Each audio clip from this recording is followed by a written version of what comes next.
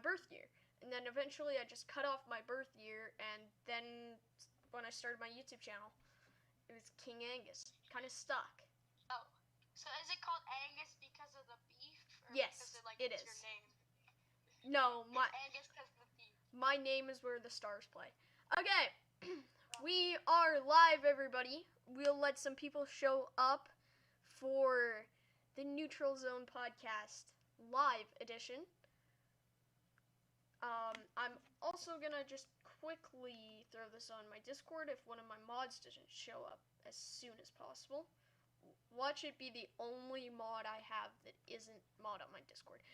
Matt, hello, Matthew, throw it in my Discord right now. Add everyone. I love you too, Matt. Just ping everyone in my Discord. Just once though, and say I am live. For Neutral Zone podcast, but we're missing Nordic, so this will be a little bit more interesting. I have one nodie on Discord, and it is not from my server yet. Matt, you're slacking, bro. Okay. So, we'll let people show up.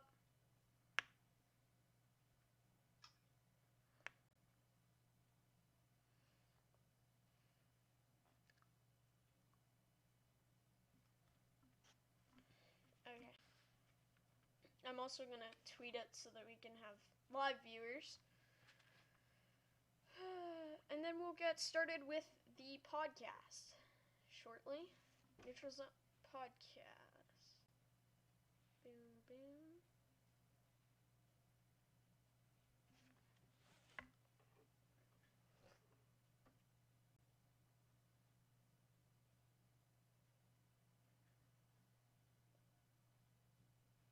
Okay.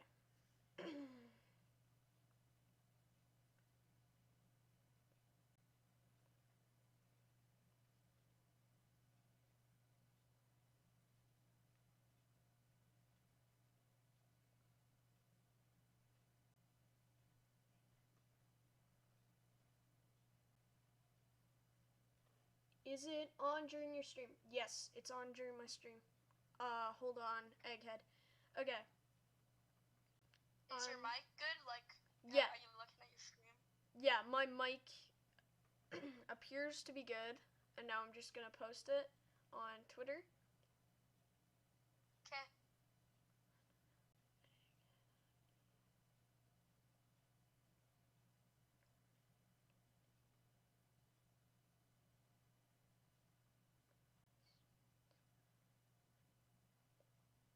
Can you hear me now?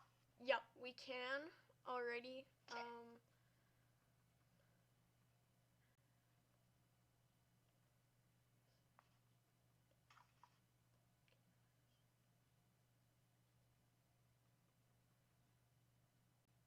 Okay, it's on Twitter. Just some acknowledgement. Welcome, Matt. Jackson, Nick from Windy City Hockey, hello. Tech, welcome to the stream. We are about to start episode 2 of the Neutral Zone podcast.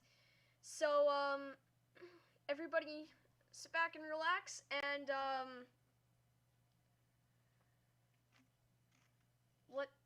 let's get started with the podcast. We have to start with introductions, I think. Hold on. Okay. So let's start by making sure audio check. Egghead, you there? Egghead? Yep. Tape to tape. I'm here. What was that? Your mic is very It's lagged. Yeah, that's what I thought. I hope that it turns out it's good on the stream, but I hope that it comes out clear. Just you guys. And you can hear me enough, but anyway, Egghead, you're here. Tape to tape, you're here. I think we're actually missing Nordic. Yes, we are. Podcast, we will get to that in a second, but for now, let's start the podcast with our introductions. So, if you did not see episode 1 of the Neutral Zone podcast, it is a podcast with me, Nordic 97 and Egghead Hockey, great YouTubers all around, elite group. But as Nordic 97, if you follow his channel, he is camping this week, so he will not be able to join us for this week's podcast, but we have a replacement, Tape to Tape. He will be filling the void for Nordic. So without further ado, let's get to introducing ourselves. Let's start with Egghead. What's up? I'm Egghead Hockey from YouTube. I've got like 380 subscribers. I do content similar to Angus and Nordic. I'm more on the Nordic side of things, but I like to keep it long and in-depth like Angus. If you like content like that, make sure to check me out, subscribe. I'm a Canadian kid YouTuber, and yeah, let's pass it on to Tape, and then we'll move to Angus. So what's up, guys? I'm a Golden Knights fan and a Red Wings fan. I don't like to talk about the Red Wings, but the Golden Knights are a little too close from home, and I live in Las Vegas. I live a few miles from T-Mobile Arena, where the Golden Knights actually play their home games. And there's not a lot to explain about my YouTube channel. I was thinking of starting one too. I'm gonna do Golden Knights fan reaction, something like that. I only have one subscriber. It is myself, and pass it on to Angus right now.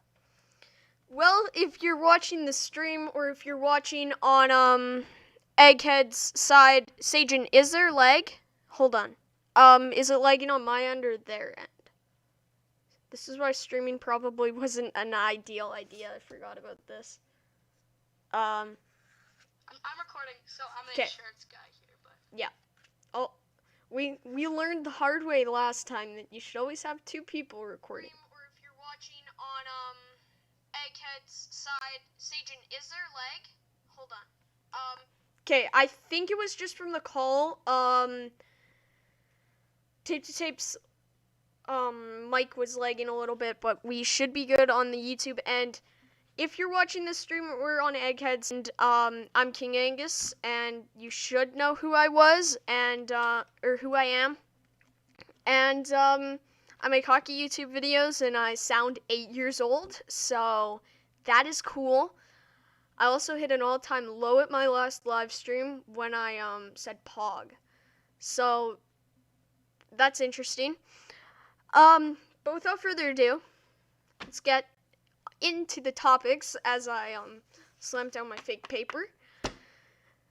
Egghead, do you want to go first with your biggest surprise so far team-wise in the NHL playoffs? So far I haven't been particularly too surprised, I'd say. I was a little surprised at the way that the St. Louis Blues played against Vancouver. Yeah, they managed to pull off 2 wins, but of the 4 games Vancouver won, I felt like Vancouver had it for most of the game. I felt like the 2 wins the Blues got were kind of squeezed out.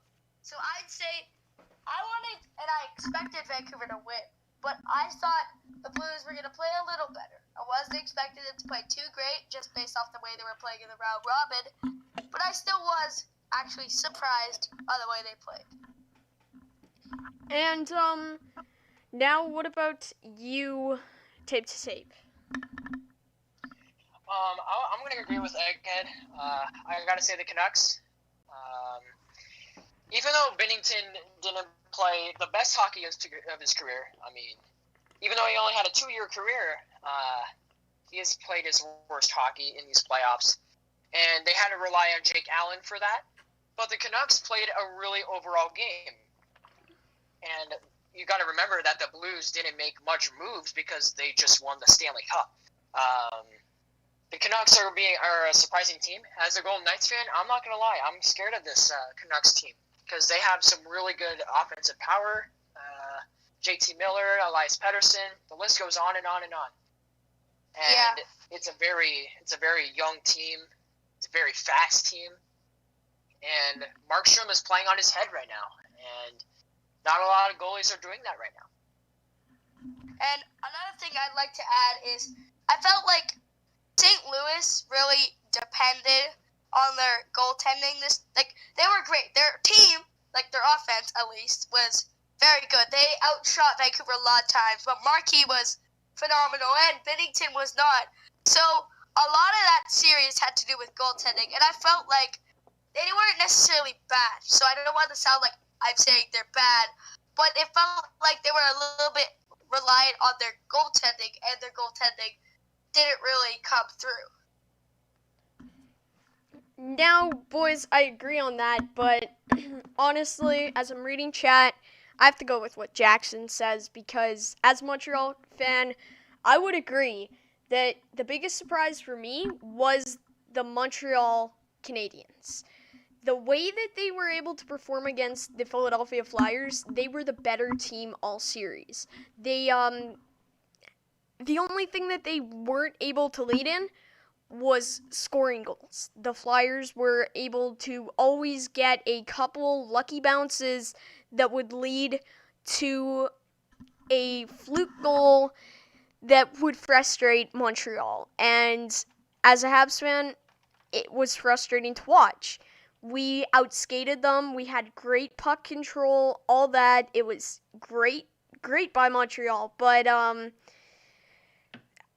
surprised we fell short in 6. I expected the way that we were playing in 7, or in 6, in Game 6.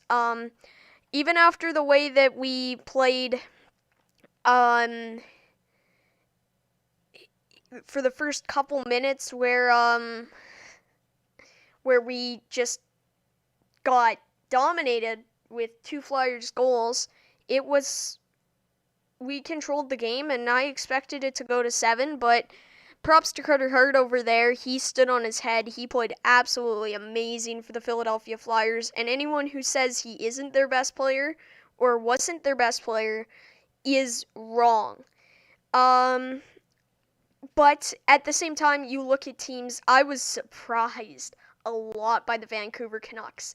The Vancouver Canucks came out high-flying and absolutely just dominated the Blues. The Blues, sure, took a while to adapt to bubble hockey, but there came a certain point where it was frustrating for the Blues after Game 2, but they forced Game 6 and got destroyed in Game 6. But that's it for the first topic. So I'm just gonna say right now, I will be reading chat after we get through the main amount of the topics. Halfway through, we will be answering a couple questions, and then at the end, we'll answer a couple questions from the chat. So now let's pass it on to the next topic. Final playoff predictions. I'm gonna go ahead and hand the mic to Tape to Tape, who's gonna take this one away. Tape to Tape, go ahead. The playoffs are a very predictable mess because we already saw the 12 seeds upset the 5 seeds. Not only the Eastern Conference, but the Western Conference with the Blackhawks. And those two teams played on their heads because they knew that they weren't supposed to be in the playoffs, but they had to take on a really good team. And the best team right now, in my opinion, is the Avalanche because they have so much firepower in the offense and defense, and their goaltending is very good with Grubauer and Francouz, and it's a very scary team. You do not want to play this team in the playoffs, especially when you're the Dallas Stars right now, when you just came off a 6-game victory against the Calgary Flames. And I expected the Avalanche to win because they should win because they are undeniably better than the Coyotes. And I thought the Coyotes... My Discord lagged and I left call. What the heck? sorry, my Discord lagged out and I left the call. Go ahead and continue talking tape to tape. You were about the Coyotes? Yeah, the Coyotes were a team that just faced the Nashville Predators. And the Predators, I thought were going to win. But we all saw what happened, and the Coyotes dominated that series with Darcy Kemper playing on his head. But this next series against the Avalanche, they played all right, I guess. They was it 4 and 5? They let up 7 goals in 2 games straight. That's not good in the playoffs. If you want to make a really good deep playoff run, that's not acceptable. Happen. Yeah, exactly. But so basically, it's second chance bracket from here on. So who do you think wins all the series, and who do you think from this point forward takes the cup? In my opinion, I mean, whoever wins the cup, they have to have the hottest goaltender. That's how you win the Stanley Cup. You have to have a hot goalie. Yeah. Especially in this tournament. I couldn't agree more. I mean, you can't rely on the fans because there is no fans. And most teams like the Golden Knights and maybe the Flyers and maybe the Blackhawks, they rely on their fans to feed them energy. But that's taken out because the world we're living in right now, that can't happen. So, in my opinion, I got word that Grubauer got injured tonight against the Stars. If Francouz gets hot, I could see them winning the cup. In my opinion, the Avalanche should win the cup. They are a really all-around team. Fourth line, third line, second line, and the first line. Let's talk about the first line. McKinnon, Landeskog, and Rantanen. That is the best line in hockey. That is the best line in hockey. And if you put that against any other team, top line, they're going to win. They're going to win. And I see them beating the Stars in this one. But if Khudobin plays really good, like he did against the Calgary Flames, I could see the Stars winning that series. But the Stanley Cup, I got to say, the Philadelphia Flyers. The Flyers, in my books, have the best goaltender. Even though he's only 21 years old, Carter Hart is really good. 21 years old, and he's already that good. I mean, he's an all-around goalie. He played hot in the round robin. He played hot against the Habs. And if they play hot against the Islanders, I could see them winning that series. And they got to keep going and going and going with that hot goaltender. Yeah. So your prediction is the College to take the cup from this point forward? The Stanley Cup final is, in my opinion, the Avalanche and the Flyers.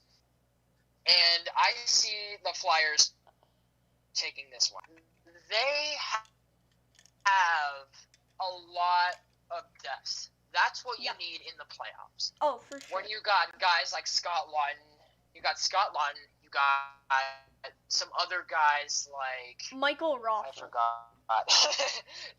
Nicholas Raffl, Kubel. Those guys are scoring. And if your fourth line and third line scores in a game, you're going to win it. And if the first line and second line don't score, you got to rely on your third and fourth lines. And they're getting it done. They're going to get it done against the Islanders, in my opinion. Yeah. Okay, Egghead, your predictions from this point forward, series by series, who's taking the cup? So, let's start with the West. I have Colorado. I like tape to tape. I have them going to the finals. I think Colorado is such a great team. They've got good goaltending. Obviously, Grubauer is out, but still got good goaltending. They got great offense, great depth, might I add, great defense, and great defensive depth as well.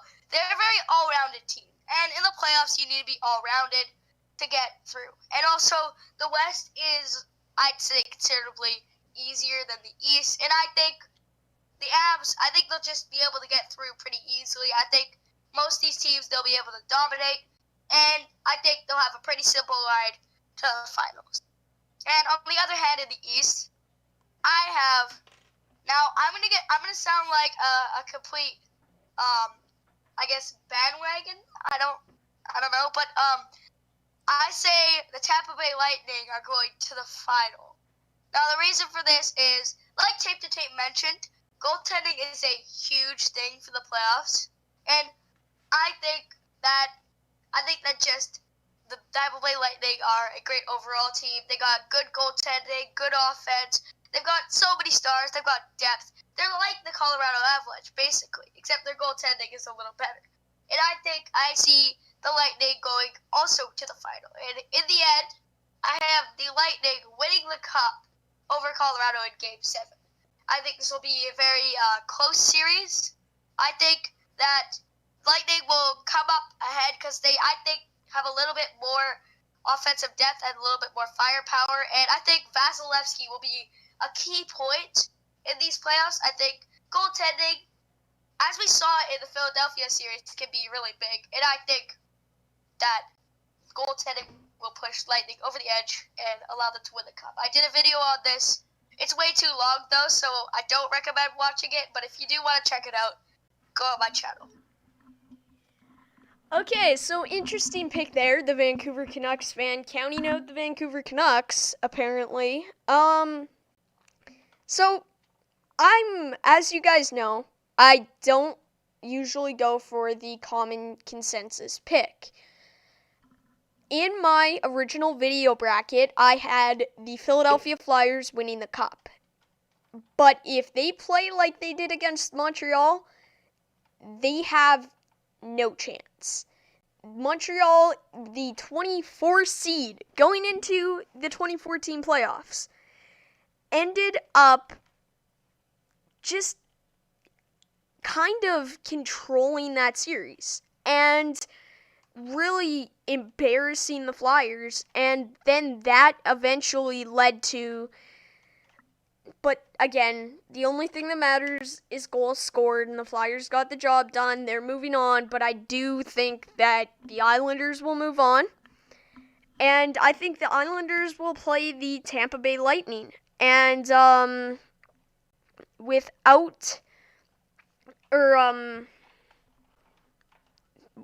play the Tampa Bay Lightning, and I think that the Lightning will move on to the Stanley Cup Final, and then they will play in the West. Now, stay with me here. Everyone else has the Knights moving on and the Avalanche moving on, but not me. I think that the Knights will meet their maker, and they will get taken down by the Vancouver Canucks, and they'll move on. And then on top of that, where it gets really interesting, I think that the Dallas Stars pull off an upset in 7 games, and it's a Canucks-Stars Western Conference Final. Now, hear me out. With that going on, it's Markstrom against Hudobin. And who's the better goalie out of that? I don't know about you guys, but I think it's Jacob Markstrom. 7 days out of the week. And I think Markstrom, this might sound insane, but I think Markstrom could lead the Canucks to the Cup. And as Tape to Tape said, it all depends on goaltending. And the Canucks have probably the best goaltending right now in the conference. I know that there is the duo of Fleury and Leonard, but I think the Canucks get by them. I think that they would be a better team, and Jacob Markstrom will lead them to the Cup Final and against the Tampa Bay Lightning.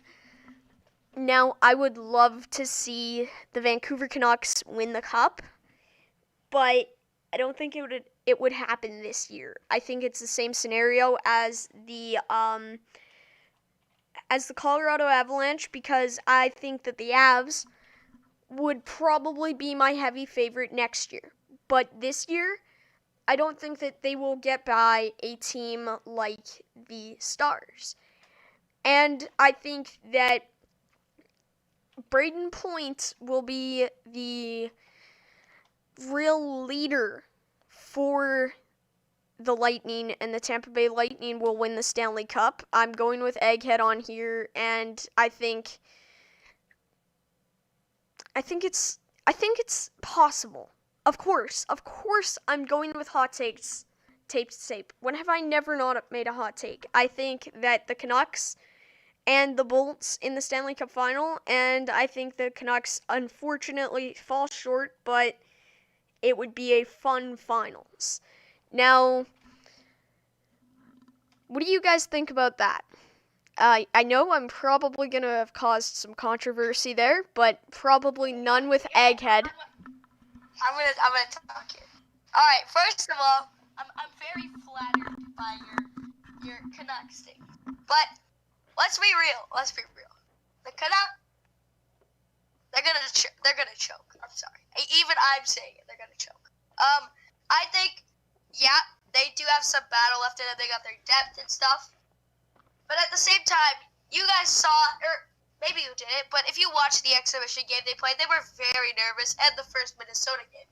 I don't know about you, but I think they'll be a bit too nervous late into the playoffs. I think they'll break down in the semis, honestly. If not, yeah, I don't see them winning the cup this year. I think maybe in a couple of years, but I don't think they're strong enough to win the cup this year. I think the defense needs a little improvement. But I think the Canucks maybe could get to the semis. I see that. But at the same time, Vegas is a very good team. I don't believe in 100%, taking the hot take. Like, yeah, it's interesting, but you also got to play a little bit of the odds because you can't be that one guy who is 100% wrong. Yeah. I think Vegas even though will... just saying, in Gravity's Discord playoff bracket, I have 10 points so far, so that's great. Yeah, I think the Vegas thing is a possibility. I think Canucks will really have to play like they played in the last game, or just like how they played sometimes in the Minnesota series and the Blue series. I think they got to play their best hockey if they want to get by Vegas, but I think it's still a possibility. It's not out of the realm.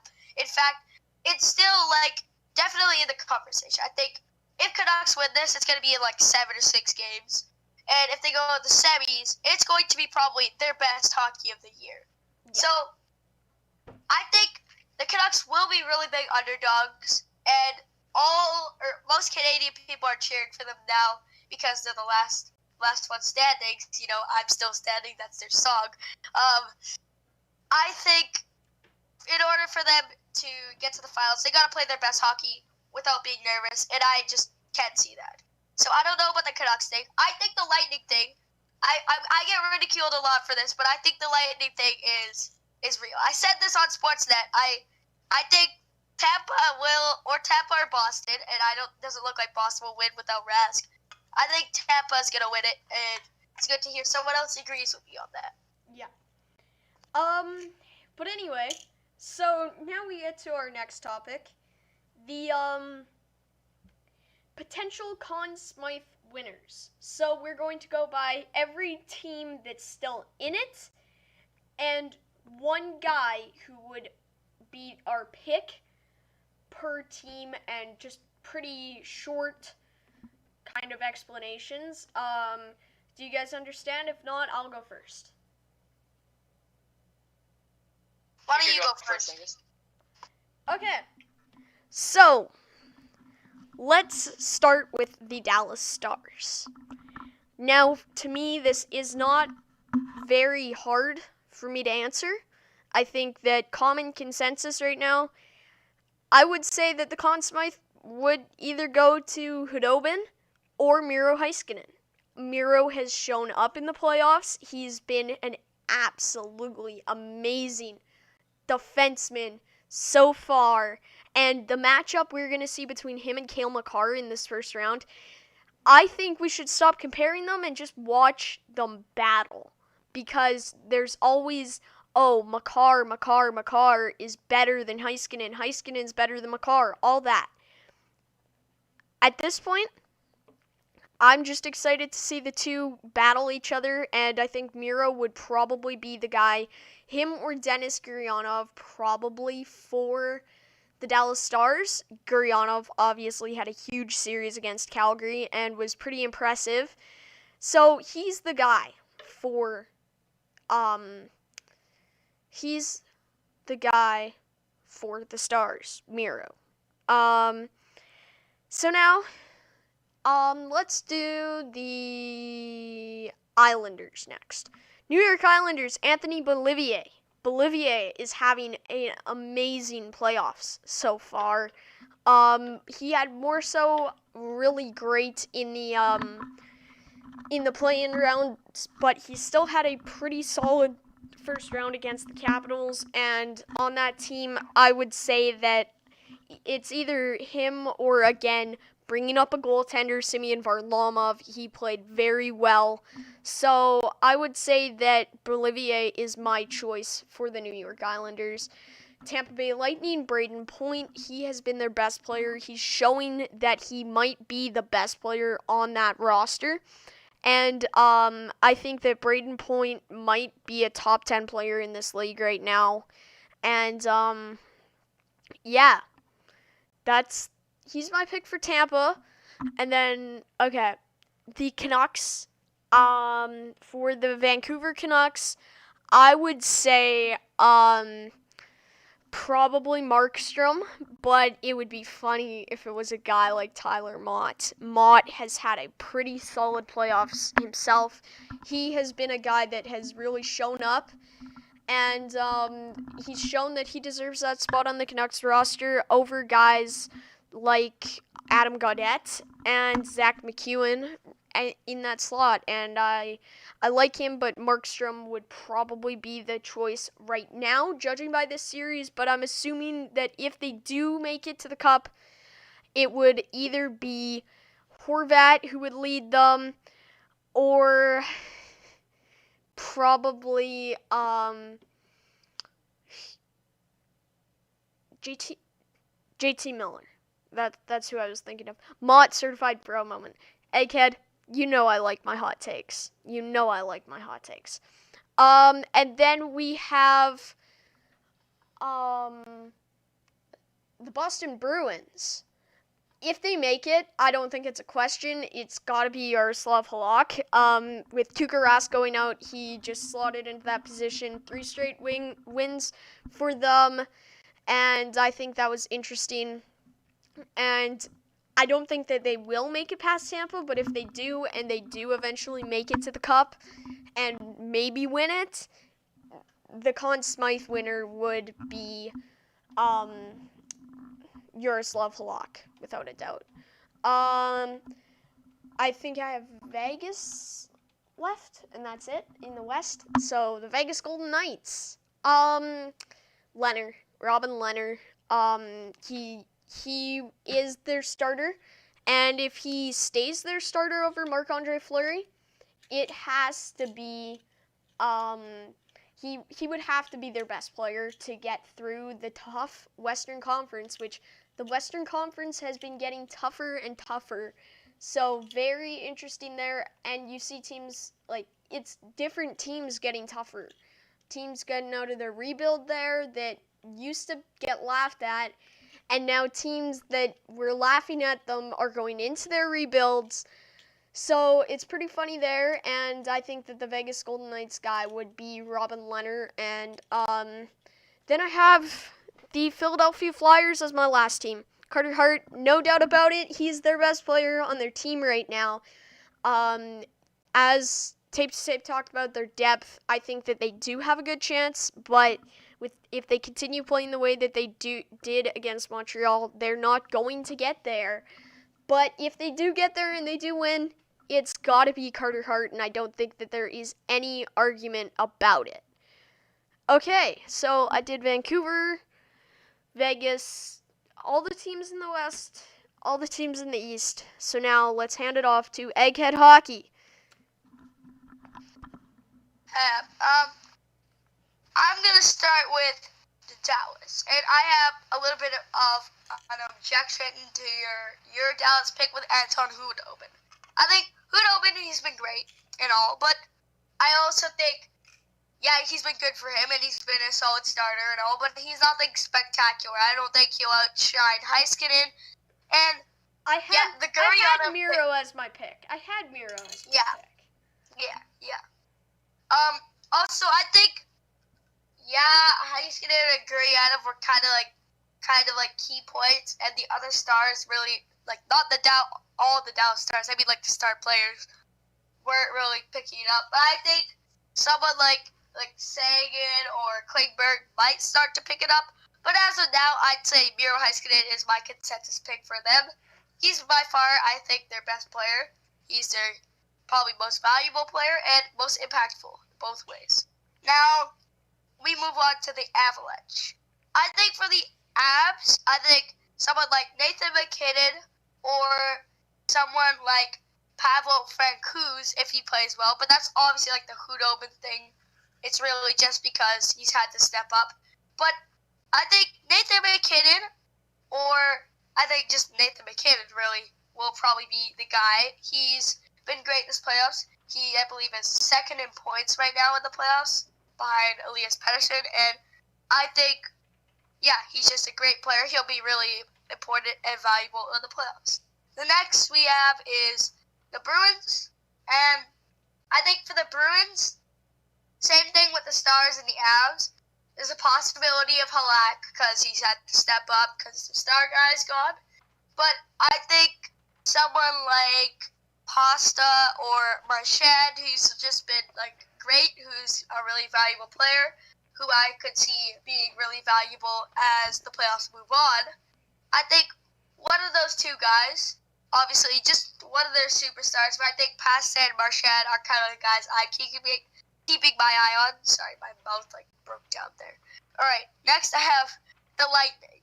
I think for the Lightning, I think Vasilevsky could be the guy. I think just based on how valuable goaltenders can really be in the playoffs, I think Vasilevsky could end up being one of their best players and one of the most valuable players. I think Braden Point is also going to be very key. I think this might be a little bit of a hot take because of Kucherov, but I think right now he might be their best player. He's one of the best young up-and-coming players in the league. I believe he was on the top 25, under 25 lists. And I think he's just very good, and I think he's been pretty good so far, and I think I could see him really being good in the playoffs. The next I have is the Canucks, and for the Canucks, I see Jacob Markstrom or Elias Pettersson or Miller, but mainly Jacob Markstrom. I think he was great in the Blues series. He just has been great this season, and he's going to be very valuable in the playoffs. I'm calling it right now. He is going to be valuable. If they have a deep run, he will be great. For the Knights, I have really Robin Lehner. I think he's just a spectacular goaltender. I really, like I've mentioned, really think goaltenders are really valuable in the playoffs. So I really don't see too many other players. They're really all-rounded. They're kind of like a team effort team. But I think Lehner, if there's one specific guy, I think Robin Lehner's the guy. And next, I have the Islanders. For the Islanders, I'm really kind of unsure about this one. Honestly, I think, now this is kind of a prediction, but I think Matt Barzal could end up being really good throughout these playoffs. I also think really like Varlamov. I picked a goalie basically every time, but I think if a goaltender steps up, it could be a possibility. But right now, I'd just say Anthony Beauvillier. Obviously, he's in the conversation, but I think just if we were to predict who's going to be, good and valuable, I think we either see a veteran goaltender like Varlamov, who's had experience, or Greiss, obviously, but probably Varlamov, or I think a star like Matt Barzal, and maybe if Beauvillier keeps it up, maybe him. And for the Flyers, I have Carter Hart. Carter Hart. He is, in my opinion, so far this playoffs, he's their best player, and I think it's pretty obvious. I think you guys could all agree with me on that one. Yeah. If you don't, sorry. But, yeah, those are my predictions. Yeah, they're kind of like, I guess, kind of consensus-ish, some of them. But I like to play the odds and at the same time try to make the smart decision. Anyways, I'll pass it on to Tape, see what his opinions are. So to start out, I got the Dallas Stars. The way I saw them play this year so far, they did pretty shaky in the round robin, but when they played Calgary, they played their best hockey. Even though they lost 2 games, which was pretty lopsided, must I say, I'm going to give it up to Anton Khudobin. Bishop is injured, as we all know, and Khudobin has to have that starter role, which he's doing really good so far. They just beat the Colorado Avalanche 5-3 in Game 1 against the Avalanche, and he played really well in that game.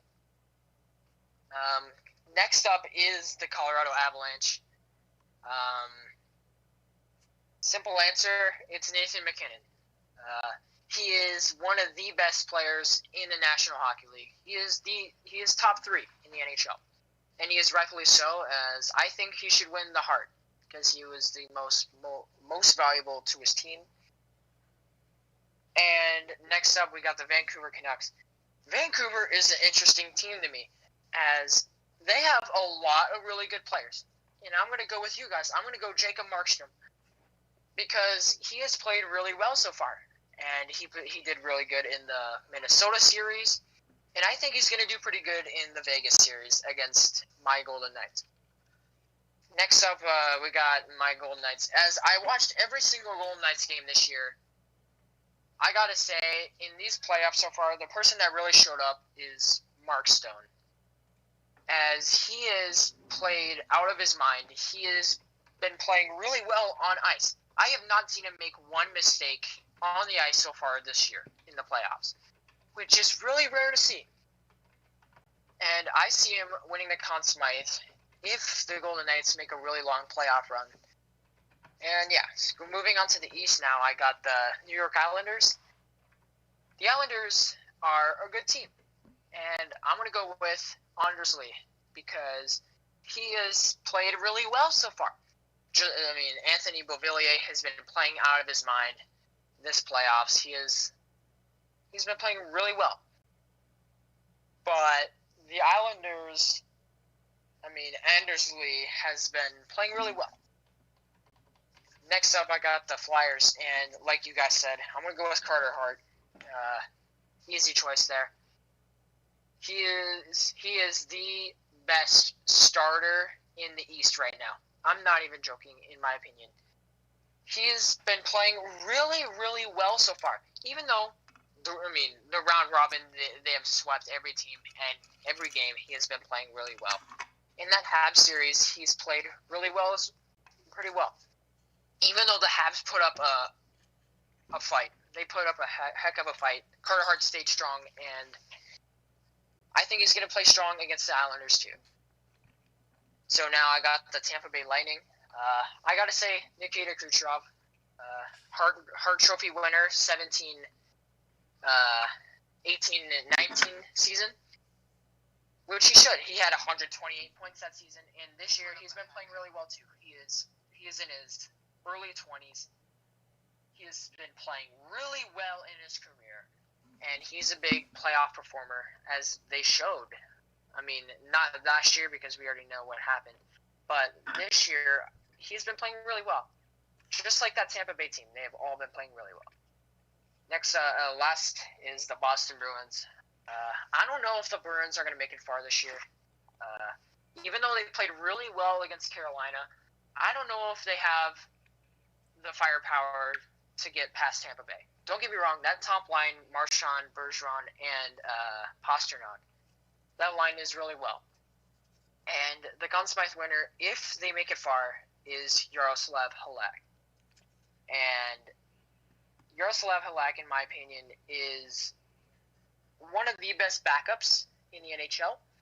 And as we all know, Tuukka Rask went out due to family reasons. I think if they make it far, he's going to show up. He is going to show up for this team as that game against Carolina after Tuukka Rask left the bubble. They knew that something had to go down because they had to stick up for that teammate. And I think Yaroslav Halak, if they make it far, will win the Conn Smythe. Alrighty, so we never really had a disagreement with that. We all kind of were on the same track, so it wasn't really many hot takes there. Let's go on to the next one, which will cause a little bit of firepower. Was Jordan Binnington a one-season wonder? I am going to hand this to the Vancouver Canucks fan because I feel like he's going to be the one who has the best opinion on this. Egghead, take it right away. Quite like Jordan Binnington. Now, this is obviously a very hard to tell thing. It's only been 1 year off that spectacular season. And this year, he was still an all-star. So, he was still not bad. Obviously, this year, a lot of people actually, I don't know, I've never noticed this before, but it seems like a lot of people didn't want to do the all-star game. But Binnington was an all-star. So you can take that however much you want to take it. But I think that means something. If he is, a one-year wonder like the Hamburglar or what was it called? Scott Darling, someone who went on an absolute streak, carrying the team, replacing the main guy and stuff like that. I think his year would be a lot more down because, correct me if I'm wrong, but I believe what's his name? Hammond and Darling had really bad second years, and I think they actually went to the AHL. So, 1 year wonders, just based off our past, seems like they're a lot worse. Now, 1 year wonder doesn't mean total train wreck. It means superstar 1 year, average or worse next year, or something like that. So, is Binnington an average goaltender? Honestly, I think he's still above that. I think he was bad in the playoffs and all, but I think he's still not a bad goaltender. But you could consider him a minor 1 year wonder if you were really depends what your standards are. So, and by my standards, no, he's not necessarily a 1 year wonder yet, but could become one. But if you really want, you could say he was a 1 year wonder. It just depends on what your stats of a 1 year wonder is. And honestly, I think he could become one because he just seems to be going on a downward spiral. This regular season was pretty good. Obviously, he's playing with a great team and all, but he was still pretty good. And it just seemed like he kind of got worse in the playoffs. So maybe he is on the downward spiral, or maybe there's just something off this year. I don't really know. I'm not too great at predicting this kind of topic, as you never really know. He could go back to his normal self. But I think he'll just plateau, stay where he is. So, yeah, he's not necessarily a 1 year wonder, but he's not going to be the same goaltender. Now, tape to tape, your opinion on this. So, in my opinion, Jordan Binnington is a great goaltender. As we all saw last season. I mean, on January 2nd, he made his NHL debut as he got a shutout against the Flyers. And then it just kicked off from there. They had their miraculous comeback, 17-game win streak, all because of Binnington. He played really hot, just like you need in the playoffs. That's how they won the Stanley Cup last year, because he was hot. And this year, he kind of went downhill.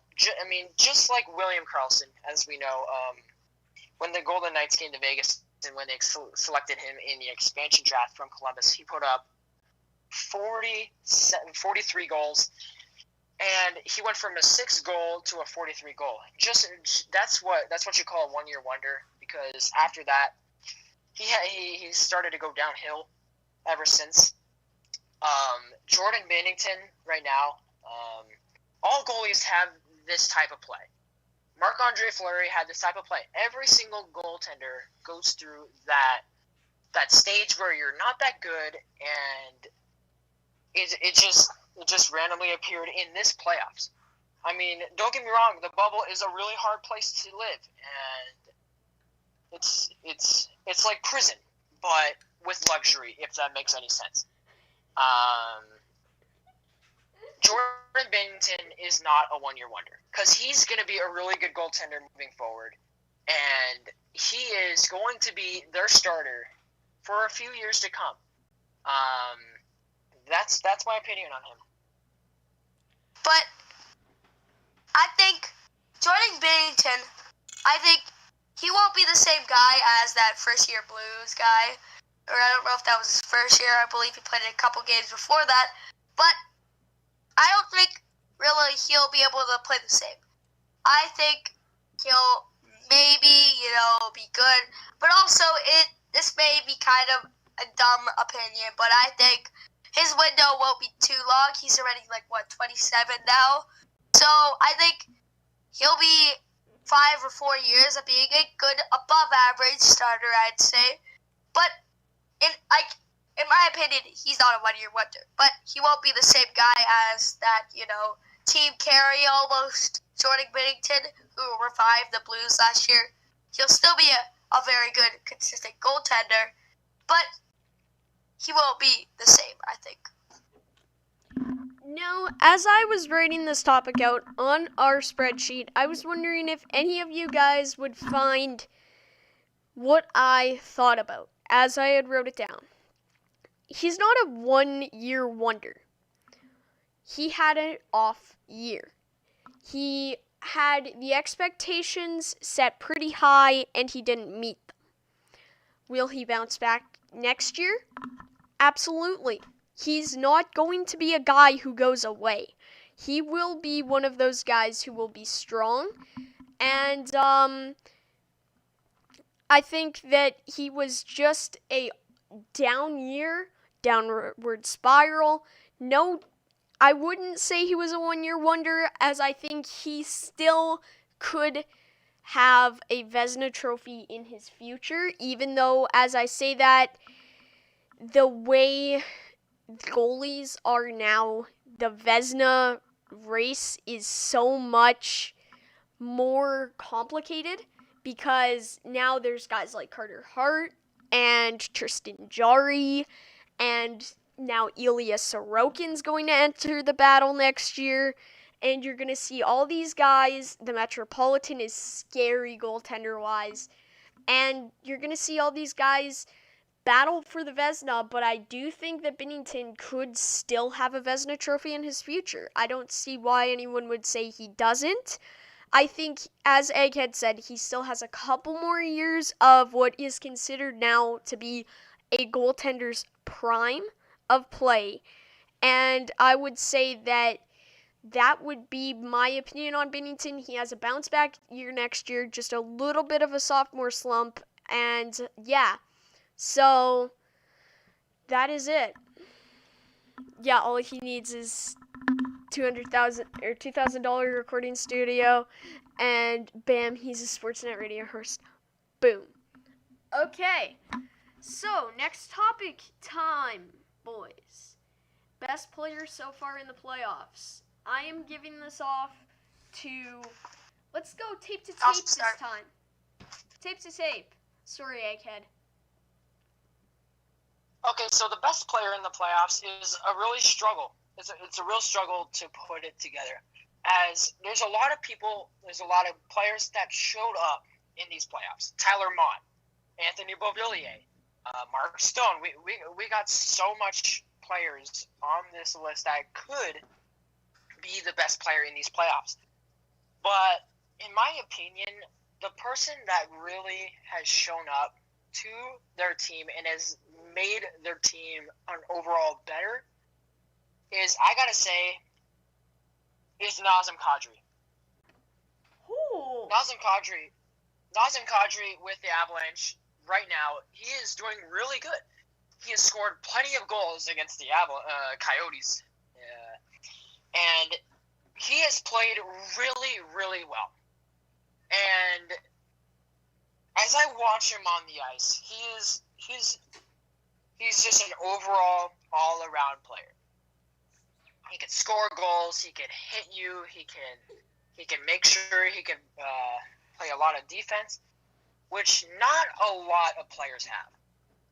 Sure, there's two-way players like Bergeron, Stone, O'Reilly, but Kadri has played his best hockey so far. Okay, so that is extremely from left field, but I love it. So now, Egghead, go from there. Best player in the playoffs so far. I think I'm going to sound like an absolute homer right now. But I think it's been Elias. I think it's been Elias Pettersson. He leads the league, I believe, currently in points. Yeah.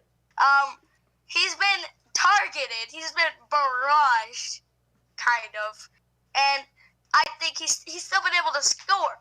Another person I would say is Nathan McKinnon. He's also been in the leaders for points. The Kadri thing. That I have no words for that, but the Elias Pettersson thing, I think it's a possibility. He does a lot. I think just the way he's been guarded, it's been tough, and most people usually assume he's the only guy on the Canucks who can really score, so he's been targeted, and he's still been able to score. So I think he's been one of the better players in the playoffs. Another guy who actually, I don't know, I haven't been really thinking of, this guy's been outstanding. Someone who maybe stands out a little is Carter Hart. I think just for his age and his experience to the way he's been playing is it's phenomenal how I believe a 22-year-old can play the way he's played. He outperformed legendary goaltender Carey Price. And I think another person, if I were to think to come to mind, would be Carter Hart. And the three guys I've got McKinnon, Hart, and Elias at number 1. Okay, so now I'm just gonna say, I have 2 picks. I have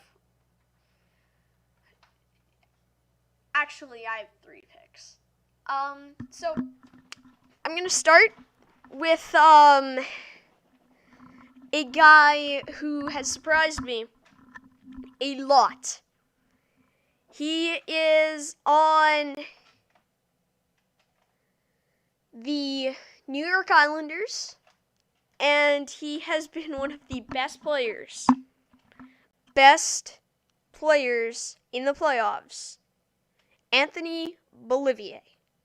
Beauvillier has turned us all. Our jaws are all on the ground because of Anthony Beauvillier. He has been great for them, and he would probably be my number 3 best player in the playoffs. Number 2, I would have to say from the Dallas Stars, Miro Heiskanen. Miro, the hero, has shown up big time in the playoffs. I love the way he's been playing. He has been showing everybody, proving all his doubters wrong, and it's surprising he had so many. But he's my number 2, and number 1 is a guy not everybody's talking about, and it's a guy that more people should be talking about. Brayden Point. I think Brayden Point has been probably the best player so far. 2 game-winning goals, two game-winning goals in the series. He was awesome for them against Columbus. And best player-wise, I know that Petey's up there. I could go on for an hour about players who have surprised me and players who have been good. Nick Suzuki's on that list. Jesperi Kotkaniemi's on that list. Obviously, those would be biased, but Then you look at guys who played for the Hawks and teams that else, or who have also been out, and you see guys like Corey Crawford. He had an amazing playoffs, but I would say Braden Point probably, or Pedersen would have been the best player so far. So it's kind of a tie there. An honorable mention, Nick Suzuki is probably my number one honorable mention. Him and I'm going to say probably a guy like Sebastian Aho. He had a very, very strong playoffs, having to fill the void for Andrei Svechnikov in the last few games of that Boston series. I think that those guys would have been... They would have probably, if I had done a top 5 list, have rounded it out. But top 1, I would have to say, I pulled up Pedersen's stats when Egghead was talking about him, and I never really had thought about him that well. But yeah, Pedersen has been amazing. Egghead just opened my eyes to Elias Pettersson, and he has had an amazing playoffs, and I've been kind of, not been focusing a lot on him, but he's probably tied with Braden Point for number 1. Yeah, a lot of people, I think, I'm biased, obviously, kind of homer, but I think a lot of people are kind of sleeping on Pettersson. Yeah, he hasn't, been, loud or anything, but they're the Canucks, so they're kind of the underdogs. I think Elias has been good, and I think it's funny how you didn't realize that before, but he's been good. Okay, so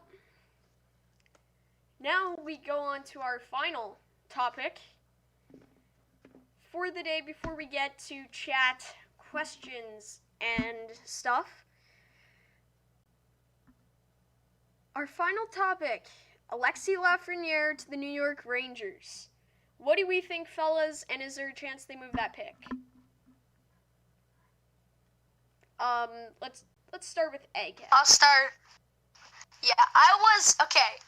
Before I went on my 2-week hibernation without uploading, I was gonna make a Lafreniere video, but the Wi-Fi was awful, so I just got frustrated. But I do have some good opinions on this.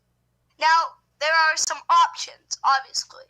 So, the reason why they'd be getting rid of Laf is because of the amount of left wingers they have, and because obviously Panarin would keep Laf kind of down on the second line for a long time, and also because the Rangers, I guess, sort of need a second line center, and eventually someone to go ahead of Zibanejad, because Zibanejad isn't necessarily a spring chicken yet. Yeah, he's still young, but he's gonna be 30 in 2 or 3 years, I believe it is. So eventually, they're gonna need a centerman to replace him in the coming, I guess, 5 years. So really, they're focused on centermen. Yeah, they got Ryan Strome, but they're in a cap crunch, and Ryan Strome did not play bad this year, so he's gonna ask for a raise. So chances are he's gone. So I think they trade and they draft a centerman, or they trade for a centerman. Now, trading for an already elite or franchise centerman is tough. First of all, Lafreniere is a generational talent, but you're not going to get a generational talent for a potential generational talent, because there's obviously that risk factor. So, say even Eichel, not a generational talent in my book, they might not even be able to get Jack Eichel for Lafreniere, because the risk factor, and also because players like that aren't on the market very often, and it's technically not confirmed that Eichel's on the market. So trading for an already ready centerman, they're probably going to get fleeced. It's probably not going to be worth it. So I say one of the options should be trading for Ottawa's 3 and 5 picks and drafting at third Stützle or Byfield, as they're both technical centermen, and they'll probably be NHL ready next year, and then the year after that, they'll be second to first line ready. So it will work out for them, and they need to be patient. And the fifth pick, they can get someone like Drysdale to sort of complete their defensive core. And then, bam, they'll be set within like a year or two. So my favorite option for them, I'm going to go over, like obviously I've been over a couple, but my favorite option for them is trading to get someone, they get those picks from Ottawa or get them from somewhere else. But obviously you'd have to be, the best option is Ottawa because they've got 2 top 5 picks. And Ottawa may be interested.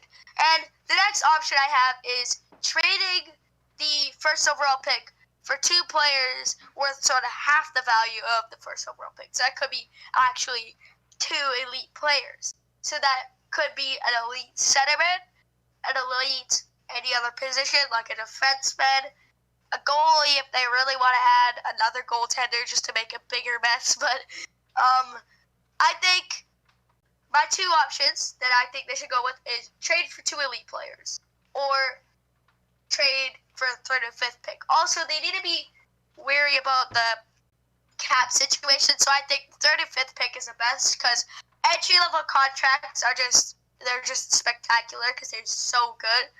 And I think the 3 and 5 will be helpful. They need to be a little bit patient with it though. They can't be like, Cup, no, we want Cup. They gotta be like, all right, we gotta wait a year or 2. But I think they trade it, they get a pick or 2, and then they get an even better team because it's more widespread effect. Sorry, I kind of talked for way too long there, but yeah.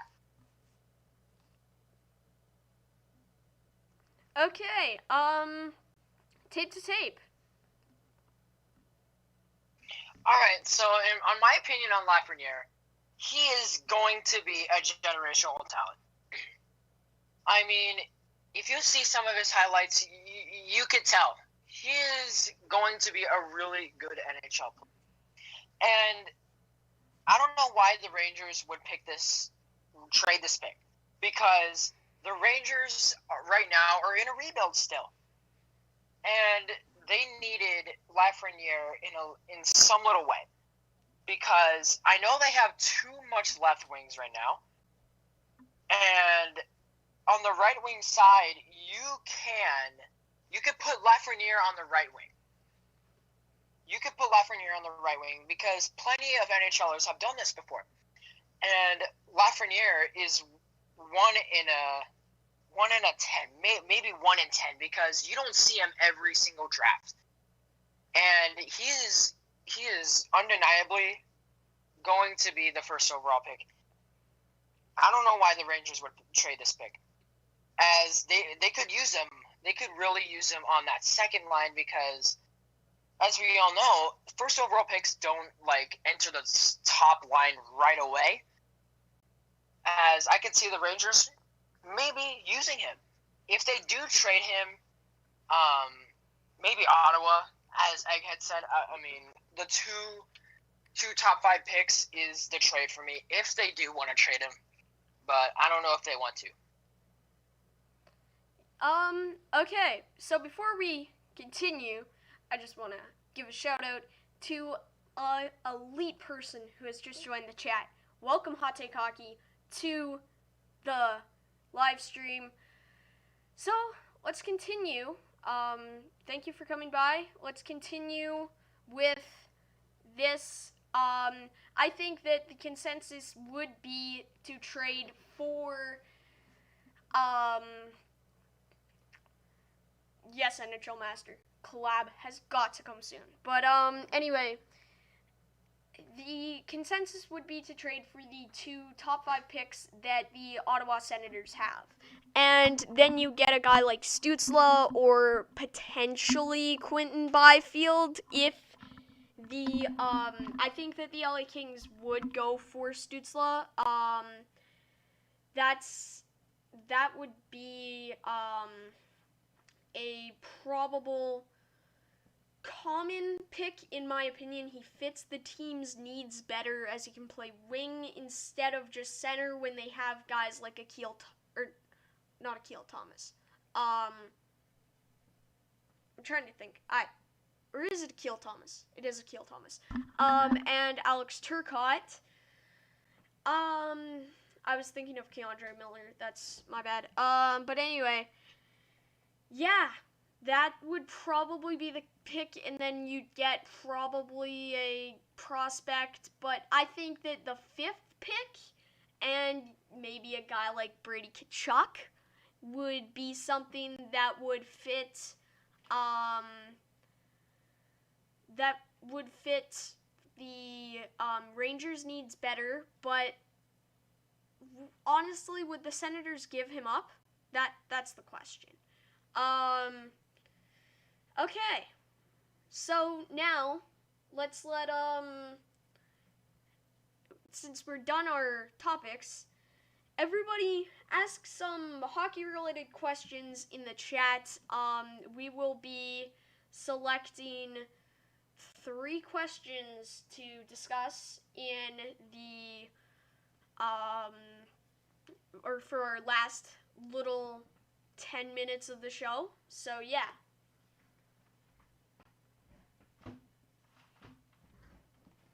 Okay. So, as promised, a few shoutouts now.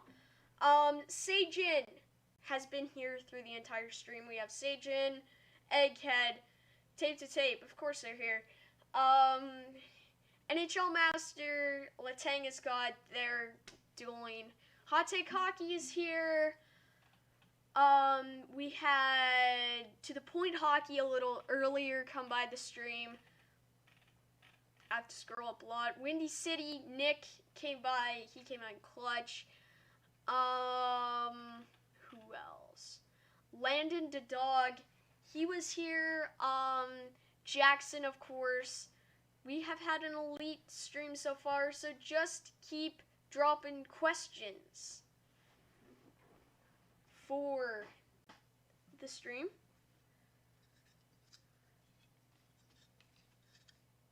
Can I rank the D's I just named? Miro, Makar, Darlene, Hughes, Cider. Okay, that's interesting. Let's rank those, boys. Alright, I'm gonna start this out, okay? Okay. Rank the next, like, Generation D, I believe that's what you mean. And Miro, Makar, Darlene, Hughes, and Cider. I don't believe I'm leaving anyone out. I wouldn't consider Cider in that big 5. I don't know who else would take it out, but I still don't consider him in the big 5. But I think it goes Darlene. I don't know. I think he's really underrated. I think he's a generational talent. Then it goes, in my opinion, sounding like a complete homer again, but Hughes. He's younger than Makar, and he's still arguably just as good, if not maybe even, in some people's mind, better than Makar. And then it goes Miro, and tied closely is Makar. I believe the Hughes, Miro, and Makar thing is very close. I think it's like tight together. There's no wiggle room.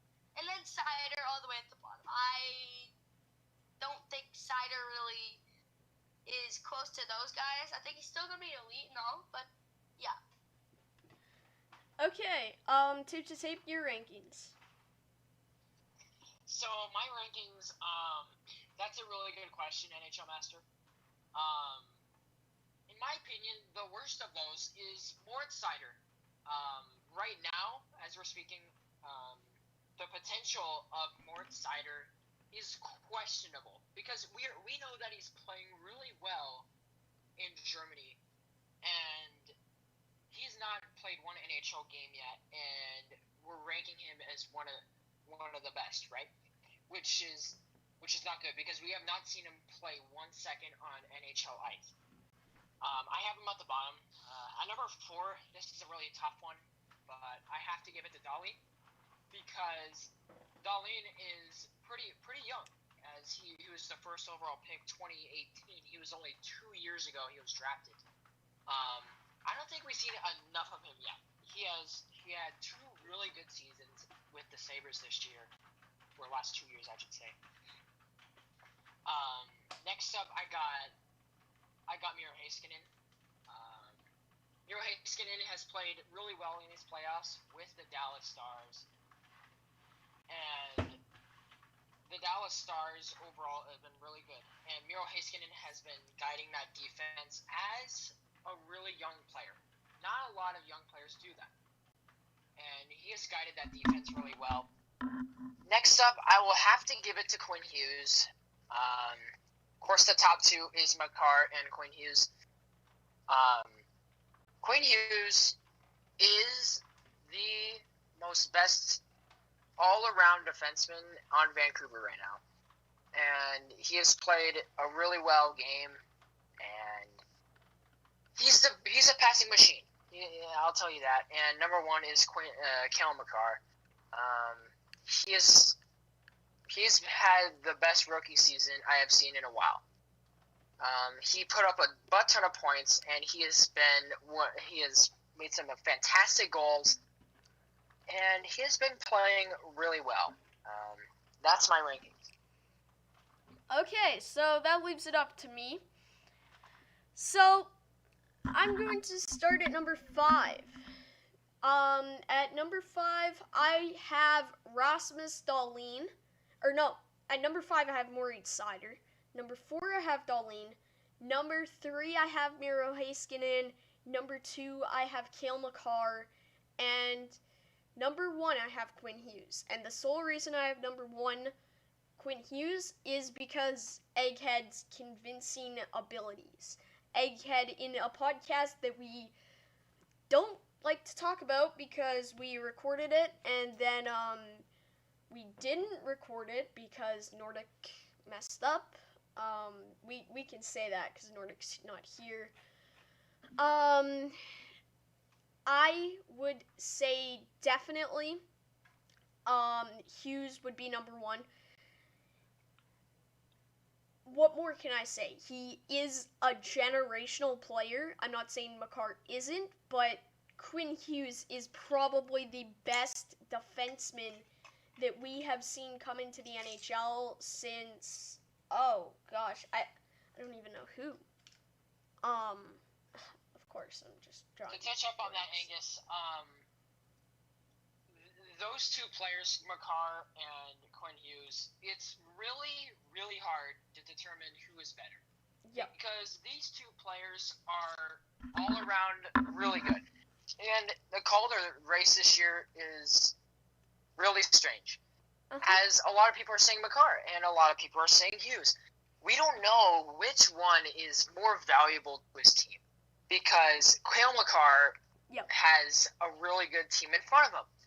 But Quinn Hughes, on the other hand, has a team that doesn't have a lot of playoff experience and not a lot of players to look around one player, you know?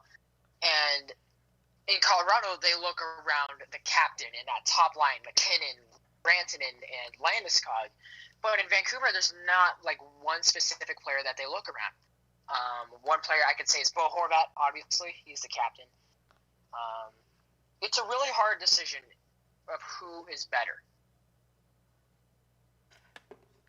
I would say that it's Quinn Hughes, and then the rest, it is close, but the rest of it's kind of far split off. I think that the big two right now are Hughes and Makar, and then there's quite a substantial space between where I would throw Miro Heiskanen, and then I would have Dahlin not too far behind Miro, but and then Moritz Seider I don't really think should be in this conversation. So let's find another question. Okay, interesting one. If Bolivier, Aho, and Svetch were on a line, how would it run? Bo can pass and score, Svetch snipes, and who assist master? What you think? Okay, I'm gonna answer this one first. I think that Bolivier is the kind of the 5-tool guy who can do it all on that line. Aho's the pass setup man, and Svetch is the guy who will go into the corner but still can come out and snipe it. pretty simple question to answer, but a good question, so that's my answer. Egghead? Latang wanted me to answer this in my video, so you're gonna have to wait for that to come out in like a couple weeks or a couple days. So I'm just gonna hold on this question. You can go tape to tape. Tape to tape? I would say Bovillier in these playoffs has been playing really good, but he has made some really good plays. He has been playing on top of his head in these playoffs. I gotta say, if that line was ever to be made, Bovillier would be the passer. Because Svechnikov in his first 2 years in the league has been playing really well. He is a really good sniper. He's been producing a lot of points with the Hurricanes. And Sebastian Aho, on the other hand, he's another goal scorer too. I gotta say, Bovillier would be a really good fit on that line if that were ever to be true. That's my pick. Okay, let's find one more question. Oh, okay, we don't have another question. So if we don't have another question, end the stream here, fellas, and the podcast. Or does why don't we anyone have ask one more anything time? Got any Q&A about, like, will we open to all Q&A now? Why don't we do, like, channel Q&A, what do you plan on making? Just any Q&A, as long as it's not creepy as heck, I'll be willing to answer. If it's, for me, I'll probably just do it in my Q&A video, but do you guys want to do that? Continue to stream a little longer? Well, I have a Q&A video coming up, too. So... Why don't you guys just drop all your Q&A at us for, what you want it. We'll do it in our videos. We're going to end the stream soon, but we'll give you time to write questions. And you can also write the questions once the stream's over. The comments will be 100% open, and then this will also be going his recorded version on Egghead Hockey's channel, so go subscribe to him. It will most likely be going up. Yeah. So, just, you asked one. Let's see. How many years has Sid got left? Oh, that's a good one. Wait a minute. Where did NHL Master ask another question? Angus, he said, in a redraft of 2015, what would be your top 5 and the best player from each position? Oh, that never showed up on my screen. Oh, okay. There it is. In a redraft from 2015, what would your top 5 be? Okay, this will be the last question that we will answer in the stream. Okay, top 5 best in each player from every position. Now, this is a pretty broad question. So, should we save it for the podcast, boys? Honestly, for a future podcast, or in a redraft of 2015, I think you do what you want with it. Yeah, that's a good question. Long one. It seems like I don't know if there's too much movement, but at the same time, it seemed like something that would take a very long time, and it's already been like an hour and 40 minutes. Hour and 30 minutes of a stream. So NHL Master, what would you like us to do with that? Would you like us to put that in our Q&A video, a future podcast, or do it? We probably won't do it now, but yeah. How about this? We will lead off, once we're done our relevant topics next one, we will lead off, if Tape to Tape's down, we'll probably keep him on for a couple episodes, and we will lead off with that question when Nordic's back. How about that? Sounds 100% fine to me. Sounds good. Okay, everybody, thank you for tuning in to the Neutral Zone Podcast Live Edition. Thank you guys all so much for watching. Go subscribe to Egghead. Also, go show some love to Tape to Tape. If he starts a channel, you guys have to be in the first 10 subscribers, first 20, first 30, first 100 subscribers, because honestly, yeah,